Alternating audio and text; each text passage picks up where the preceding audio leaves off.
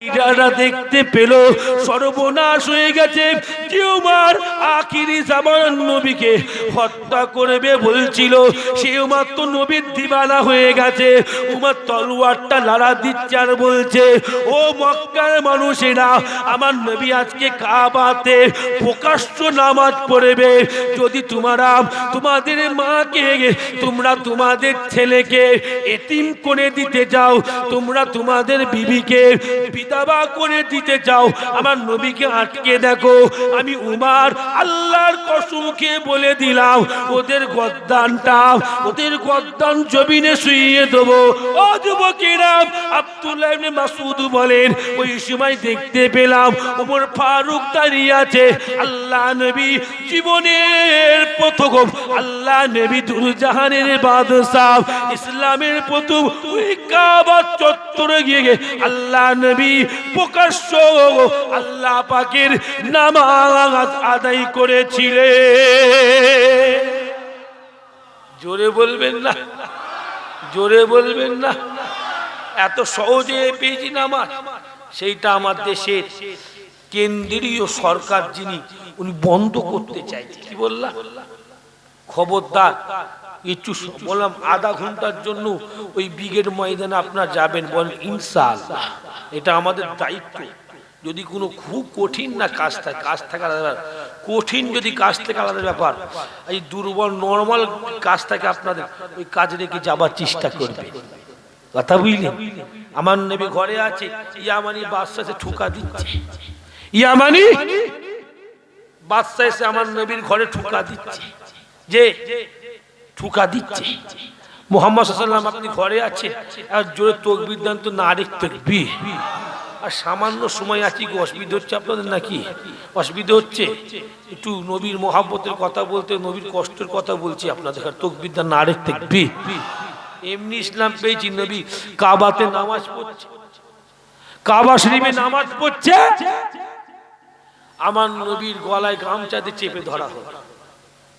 আর রাইহুল মাকতুম নামক কিতাবে আছে, হুজুর পাক সাল্লাল্লাহু আলাইহি ওয়াসাল্লামের গলায় গামছা দিয়ে চেপে ধরা হলো। আমার নবী সালাম ফিরলেন, আলাইহিস সালাম বলেন, হুজুর, যে আপনার গলায় গামছা দিয়েছে একবার হুকুম দেন, ওর ঘাড়ের উপর পাথর চাপ ওকে মেরে দেবো। আল্লাহ নবী বলে, জিবরাইল মেরো না, ওকে মেরো না, মেরো না। ও জানে না আমি নবী। নবী নামাজ পড়ছে, ওপর থেকে পাথর গড়িয়ে দিচ্ছে, নবী জানে না, নবীকে মেরে দিবার জন্য। আল্লাহ বলে, জিবরাইল যাও, নবীর উপর অত্যাচার করছে ওরা, পাথরটাকে থেমে যেতে বলো। জিবরাইল বলে, এই পাথর তুমি থেমে যাও আল্লাহর হুকুমে। পাথরটা আজও, কি বললাম, আজও মোবাইলের যুগ দেখেছেন হয়তো আপনারা, হজ করেছে তার চোখে দেখেছি, ওই পাথরটা আজও বিশাল একটা পাথর এখনো পাহাড়ের উপর ঝুলে আছে। নবী নামাজ পড়ছে ঘরের ভেতরে, আহা, পাশে বাড়ি ছিল আবু লাহাব, রাইহুল মাকতুম নামক কিতাবে আছে, আবু লাহাবের বাড়ি ছিল।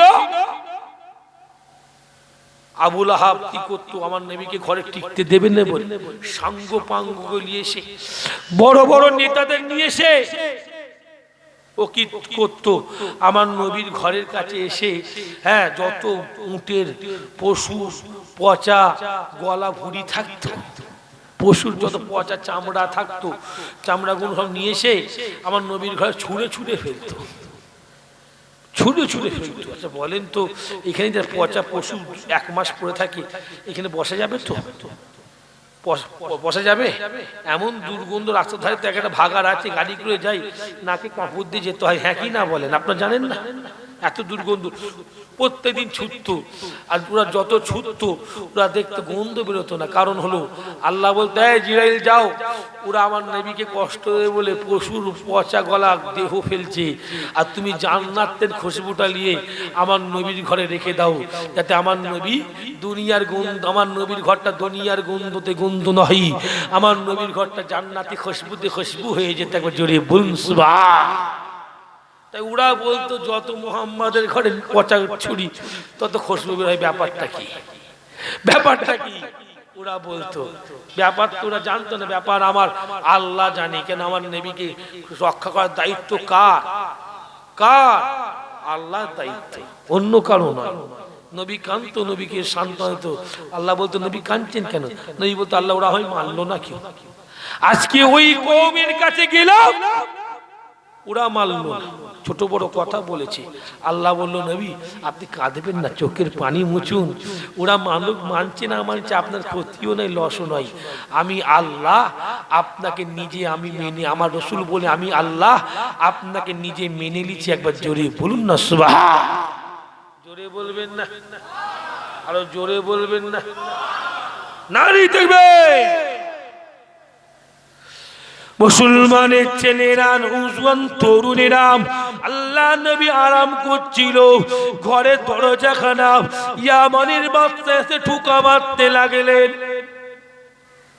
ও মুহাম্মদ সাল্লাল্লাহু আলাইহি ওয়াসাল্লাম দরজা খুলো, আমি একটু আপনার সঙ্গে কথা বলতে চাই, আমি আপনার সঙ্গে একটু কথা বলতে চাই। আল্লাহ নবী কথা মতো দরজা খুলে দিলেন। দরজা খুলে দিবার সাথে সাথে ইয়ামানি বাদশা আল্লাহ নবীর দিকে তাকিয়ে তাকিয়ে বলল, ও মুহাম্মদ মুস্তাফা সাল্লাল্লাহু আলাইহি ওয়াসাল্লাম, আমি হলাম ইয়ামানের বাদশা, আমি আপনার সঙ্গে কথা বলতে চাই। আল্লাহ নবী ইয়ামানি বাদশার দিকে তাকিয়ে তাকিয়ে বলেছিল, ও ইয়ামানি বাদশা, আমি হলাম আখিরি জামানার নবী রাসূলুল্লাহ সাল্লাল্লাহু আলাইহি ওয়াসাল্লাম। আরো জোরে জোরে বলুন না সুবহানাল্লাহ। বলার সাথে সাথে ইয়ামানি বাদশা বলেছিল, I have a two challenge. Yamani বাদশা বলেছিল, ও মুহাম্মদ মুস্তাফা সাল্লাল্লাহু আলাইহি ওয়াসাল্লাম, আমি ইয়ামান দেশ থেকে আপনার কাছে এমনি এমনি আসেনি, আপনার নিকটে এমনি এমনি আসেনি। আমার দুটো চ্যালেঞ্জ আছে, আপনি কি আমার চ্যালেঞ্জ দুটোকে কবুল করতে পারবেন? আল্লাহ নবী মুচকে হেসে হেসে বলতে থাকে, ও ইয়ামানি বাদশা, আপনার দুটো চ্যালেঞ্জ কি আছে আপনি আমাকে বলুন, আমি নবী আপনার চ্যালেঞ্জটা কবুল করে নেব। ইয়ামানি বাদশা মুচকে হেসে হেসে বলেছিল, ও মুহাম্মদ মুস্তাফা সাল্লাল্লাহু, আমি মক্কা জমিন থেকে যখনই আসছিলাম, মক্কার লিডাররা আমাকে ধরে বলেছিল, আপনি নাকি জাদুকর, আপনি পাথরের সঙ্গে কথা বলেছেন, আপনি নাকি জাদুকর, আপনি গাছের সঙ্গে কথা বলেছেন, আপনি নাকি জাদুকর, আপনি বনের সঙ্গে কথা বলেছেন, সাপের সঙ্গে কথা বলেছেন, হরিণের সঙ্গে কথা বলেছেন, বালির সঙ্গে কথা বলেছেন।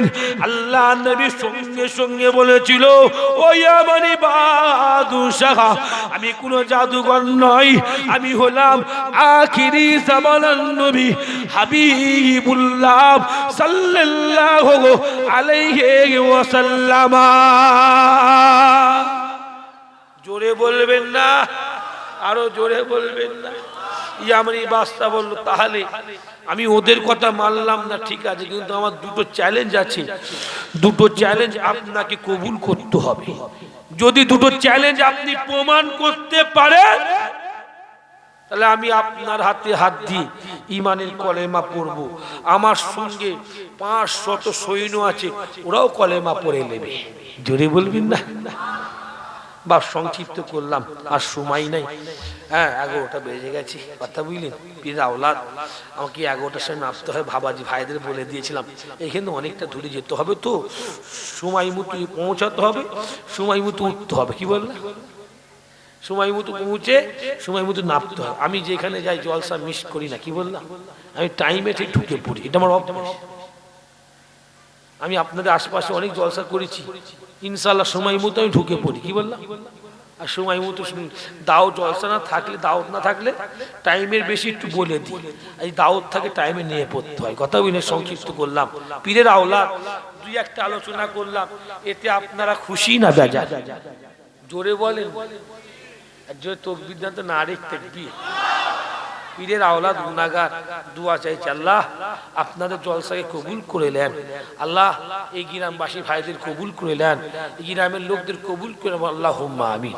যুবকদের কাছে একটা ভালো কথা বলি শোনেন, ভুলে গেছিলাম, ব্রেনটি চলে এলো, যেহেতু ব্রেনটি এসে গেছে কথাটা বলে দিই।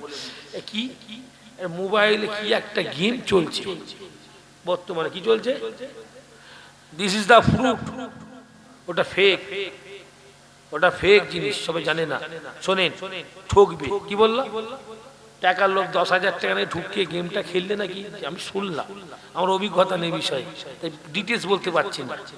বিষয়টা যা পড়লে বা একটু ঘাঁটলে তার সম্পর্কে একটা অভিজ্ঞতা হয়, আমার সেই অভিজ্ঞতা নেই, শুনলাম, শোনার অভিজ্ঞতা বলছি। 10,000 টাকা নিয়ে ঢুকালে মাসে মাসে 1,000 টাকা পাওয়া যায়, তাই তো? তোমরা জানো না, ঘ্যাকি না বলো না, তাই তো? হ্যাঁ ঠিক আছে তো, শুনুনি নাকি? আমরা শুনতে পেয়েছি, তোমরা শুনতে পেয়েছো নি? বলছে আমি খেলি না, বলতে পারবো না, কি জ্বালা। শুনুনি নাকি? খবরদার, ওই মাসে মাসে 1,000 টাকা করে দিচ্ছে শুনলাম গ্রামের ছেলেরা। এটা সুদের টাকা। কিসের টাকা? সুদের টাকা। কিসের টাকা? This is call interest. সুদের টাকা। সুদের টাকা খাওয়া যাবে তো? সুদের টাকা খাওয়া যাবে তো? এই কথা বলে না কেন? খবরদার বাপ, যা করছো করছো, সুদ থেকে দূরে থাকবে, বলেন ইনশাআল্লাহ। হারাম থেকে দূরে থাকো, যা করছো করছো, আল্লাহ মাফ করে দেবে। বিলাট দিদি রক্ত যদি হারাম হয়ে যায়, কি হয়ে যায়? হারাম খেলে শরীরে হারাম ক্ষমতা হবে, রক্ত হারাম হবে। হ্যাঁ খবরদার, ওই হারাম খেয়ে যতই নামাজ পড়ো ঠুকো মাথা, ও কপাল ফেটে যাবে, তোমার কিচ্ছু হবে না। রাগ করছেন না কি কথা? বুঝার জন্য বলছি, খবরদার। আমি এটা জানলাম, ইটস মেক মি ওয়ান্ডারফুল। আশ্চর্য লাগে না? 10,000 দিলে মাসে 1,000 টাকা, মানে 1 লাখ দিলে মাসে কত পাবো রে? 10,000 টাকা। ছেলে খেলার কথা নাকি? বিশাল একটা নেশা, হ্যাঁ কি না বলে? খবরদার যুবকেরা, এটা হারাম। হারাম থেকে আমাদের দূরে থাকতে হবে, বলেন ইনশাআল্লাহ। জোরে বলেন না ইনশাআল্লাহ। হারাম থেকে দূরে থাকবেন। দেখ, অনেক কথা বল, 5 ওয়াক্ত নামাজ পড়বেন, 1 মাস রোজা রাখবেন, যতটুকু খাবেন হালাল খাওয়ার চেষ্টা করবেন, আর একটু সময় পেলে আমার রাসূল সাল্লাল্লাহু আলাইহি ওয়াসাল্লামের উপর একবার করে কমসে কম দিনে দরুদ পড়বেন, বলেন ইনশাআল্লাহ। রাগ করছেন নাকি? বলেন ইনশাআল্লাহ।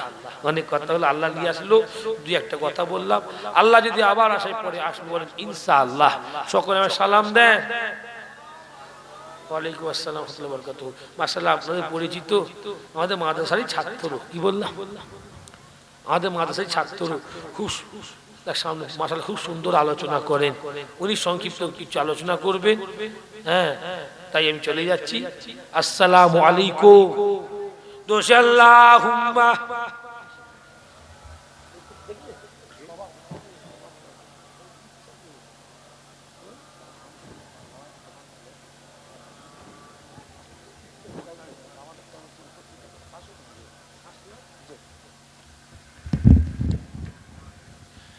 আসুন আমরা সকলে দাঁড়িয়ে বিশ্ব নবীর শানে একটু মুহাব্বতের সালাম পাঠ করি। ইয়া নবী সালামুন আলাইকা ইয়া রাসূল সালামুন ইয়া হাবিব সালামুন সালাওয়াতুল্লাহ উড়িল